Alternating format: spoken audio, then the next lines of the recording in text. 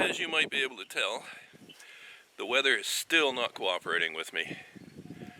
I held off all week trying to make this video at the last minute because I wanted to show you as much progress on the different projects that I've been doing, and it's obviously not cooperating with me. One thing about this part of the country is you sure get your fair share of Murphy's Law.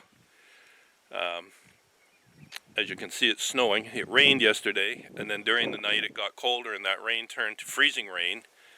And when I got up this morning, it's snowing. It's about, well, it's afternoon anyway.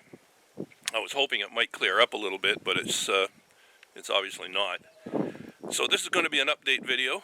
I'm going to show you a little bit about what I've been working on, but not nearly as finished as what I was hoping for. So hang in there, and we'll take a short walk. There's not going to be much to this video because I was kind of disappointed at what I've got to show for the week, but let's give it a shot. Among other things that are happening, this wire that attaches to the house, and it's supposed to attach to the top of that pole over there, but as you can see, it doesn't seem to want to go that direction anymore. So after all the freezing rain, it fell off the pole. Well, actually the anchor fell off the pole. It's still connected up there. As you can see, it just drapes along the ground here, and it's supposed to be up there. So that's another thing that slowed things down, because it blocked the driveway off, about 2/3 of the driveway. So it took me a while to get that moved. So hopefully tomorrow will be Monday, and well, it will be Monday. But hopefully tomorrow I will be able to get somebody to come and get rid of that thing, or fix it, or something. Okay, so the other part of what I've been working on is the Argo. And I sort of have it in pieces a little bit, so hence the tarp, an old piece of tarp here. I picked an older machine deliberately.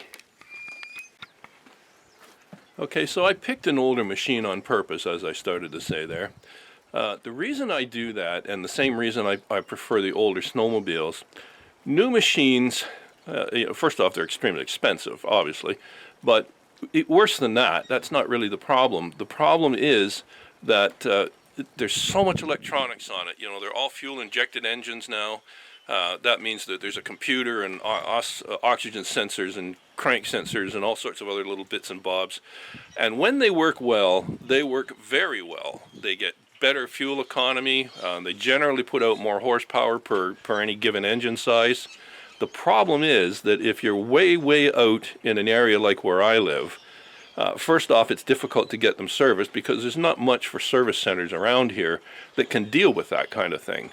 The other problem is, if I'm 40 miles back in the bush and there's an electronic failure in one of those sensors, I'm stuck there.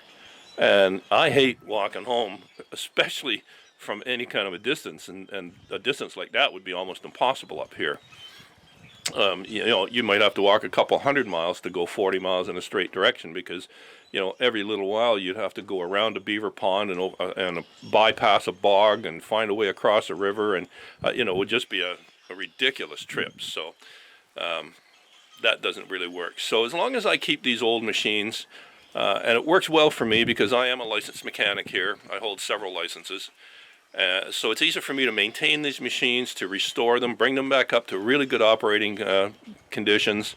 And certainly with a few basic tools, a few fuses and odds and ends, when I'm out in the bush, if it did happen to break down, there's a pretty good chance I could get it going at least well enough to limp me home, so I didn't have to walk it.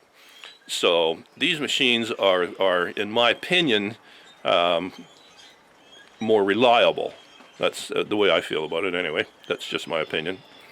So anyways, this is it, and I have been working on it.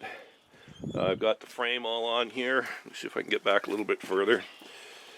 I've got it all tarped up, as you can see, because I've been working. One of the things I'm working on with this is some of the wiring. Not that the wiring was particularly bad, but it's an old machine, as I said. And you get all sorts of green wire and all sorts of other little bits of problems. And the problem is really that if they're not failing you now, they very well could be, tomorrow or next month or whenever. So I'm going through the whole thing and taking all the wiring harnesses apart. All the connectors are being opened up. Make sure they're clean, or clean them if they need it. Put a little bit of dielectric grease in them so that they'll be preserved better out in the dampness. And just generally going through the whole machine and trying to get it back in order so that it will be reliable for me. So basically I guess the short version of that story is that I have been spending this week getting things in order, servicing my chainsaw and the Argo, as you could see, making sure that everything works as I hope it will. It's about 2-hour drive to that property, and then another 18 or 20 kilometers, so about 12 miles in on what would be jokingly called a road. It's actually an old logging cut, and it hasn't been used too much, so it hasn't had much maintenance on it. So that's really the reason for the Argo, is just to be certain that I can actually get back there. There are a couple of spots where beavers have dammed up and flooded the road somewhat. So that's where the Argo is better off than a regular four-wheeler, even though I might get to a point where there's some deep water, or too deep for a four-wheeler, the Argo can still cross it. So that's the plan. I had hoped to show you the Argo ready to go, and maybe even getting it loaded on the trailer in preparation for a trip out to that property tomorrow or the next day. But it looks like this weather out here is going to delay me a bit more.